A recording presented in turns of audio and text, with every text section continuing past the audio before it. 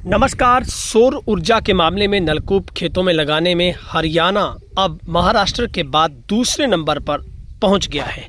दरअसल हरियाणा में दक्षिण हरियाणा के खेतों में 40 प्लांट में से 69.25 मेगावाट बिजली अब तक उत्पन्न हो रही है और महाराष्ट्र के बाद सोलर पंप लगाने के मामले में प्रदेश दूसरे स्थान पर है।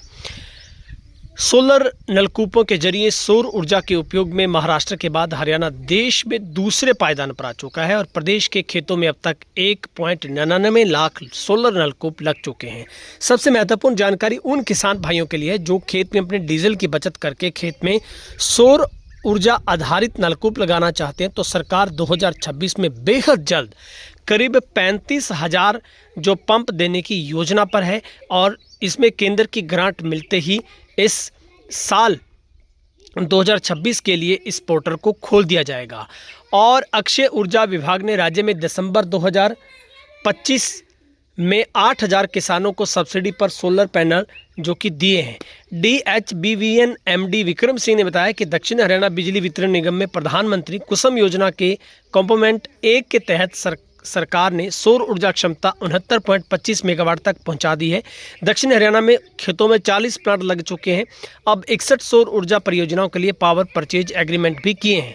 इसकी प्रस्तावित क्षमता 105.75 मेगावाट होगी। इन स्वीकृति परियोजनाओं को 31 मार्च 2027 तक पूरा कर विद्युत ग्रिड से जोड़ दिया जाएगा।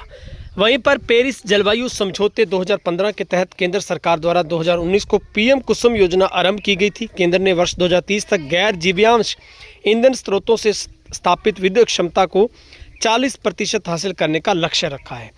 दरअसल बिजली निगम के 11 केवी कृषि फीडरों को सोलर से डाइवर्ट किया जाएगा, जिसमें 33 केवी बिजली घर से कृषि फीडर लगते हैं। इसके साथ ही बड़े सोलर प्लांट लगाकर इनकी फीडर्स को जोड़ दिया जाएगा। अभी योजना पर हरियाणा में काम शुरू होना है। प्रदेश सरकार ने एग्रीकल्चर सेक्टर के अलग से एग्री डिस्कॉम भी बनाया है। इस घटक से 15 लाख ग्रिड संबंधित कृषि पंपों कृषि फीडरों को सौर ऊर्जा से जोड़ने का लक्ष्य है। केंद्र इसके लिए 30% सब्सिडी भी देगी। बंजर भूमि से कमाई किसान, पंचायत या FPO अपनी बंजर प्रति या कृषि योग्य भूमि पर 2 मेगावाट तक के लघु सौर ऊर्जा संयंत्र लगवा सकते हैं। इससे पैदा होने वाली अतिरिक्त बिजली को डिस्कॉम को बेचकर किसान आमदन बढ़ा सकते हैं। दरअसल इसमें बचत कैसे होगी? इसमें ऑफ ग्रिड तरीके से किसानों के डीजल बिजली पंपों को हटाकर स्टैंड अलोन सौर पंप लगाए जा रहे हैं। सिंचाई के लिए दी जा रही सोलर पंपों पर 75% सब्सिडी है।